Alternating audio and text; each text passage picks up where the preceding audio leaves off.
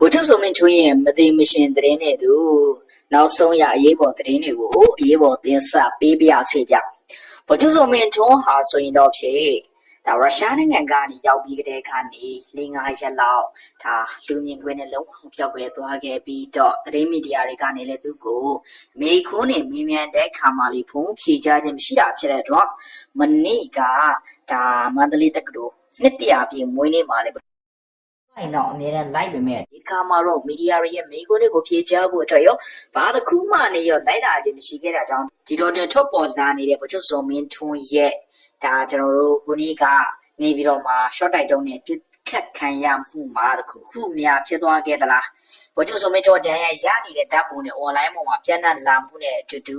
ဗိုလ်ချုပ်စုံမင်းထွန်းဒုက္ခိတဖြစ်သွားပြီလားဆိုပြီးတော့ပြောဆိုမှုတွေကတော့ရှိနေတာပါဒီအကြောင်းအရာနဲ့ပတ်သက်ပြီးတော့ကျွန်တော်တို့စောင့်ကြည့်ရုံကလွဲလို့ဘာမှမဖတ်နိုင်ဘူးစစ်ကောင်စီကတော့ဒါတပ်တွင်းထဲမှာခံရတိုင်းဘာမှသတင်းဖော်ပြခြင်းမရှိဘူးမနေ့ကလေဒါမန္တလေးတိုင်းစစ်ဌာနချုပ်ကြီးမင်းအောင်လိုက်ရောက်တဲ့အချိန်မှာ short တိုက်တုံးနေနဲ့ပြစ်ခတ်ခံရမှုမှာအရာရှိကြီး3ဦးတည်ဆုံသွားတယ်အဲ့ဒါကိုလေစစ်ကောင်စီကပါမဟုတ်ဘူးလေညင်းဆိုထားတယ်ဒါပဲဖျဲလေးတွေကအတိအကျပြန်လဲဖော်ပြထားတာပါ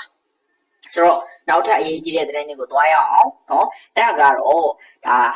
ဂျမ်ဘုတ်ပါတီခေါင်းဆောင်ဖြစ်တဲ့ဥခင်ကြီးကအရေးပေါ်ပြောပြလာတဲ့အကြောင်းအရာပါနော်အဲ့ဒါကတော့ဥခင်ကြီးကအလကားနေရင်တဲ့စစ်တပ်ဆန့်ကျင်ရေးနဲ့အမုန်းတရားများကြောင့်တဲ့နိုင်ငံကချပလိုက်ရန်နေပြီးတစ်လည်နေတာဒါကြောင့်မလို့ကျွန်တော်နိုင်ငံကရှေ့ဆက်မတိုးနိုင်ဘူးဆိုပြီးတော့ဥခင်ကြီးကပြောလာပြီးတော့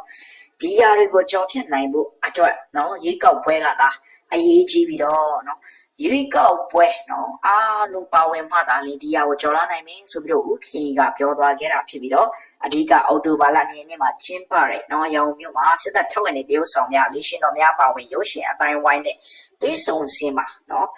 ဒါဂျမ်ဘုတ်ပါတီဥခင်ကြီးကအရေးပေါ်ပဲပြောသွားခဲ့တယ်ရုပ်ရှင်နော်မင်းသားမင်းသမီးတွေကိုလည်းရုပ်ရှင်ရိုက်တဲ့အခါမှာစစ်ကောင်စီကိုအားပေးတဲ့စစ်တပ်ကိုပြည်သူတွေအကောင်းမြင်ဖို့အတွက်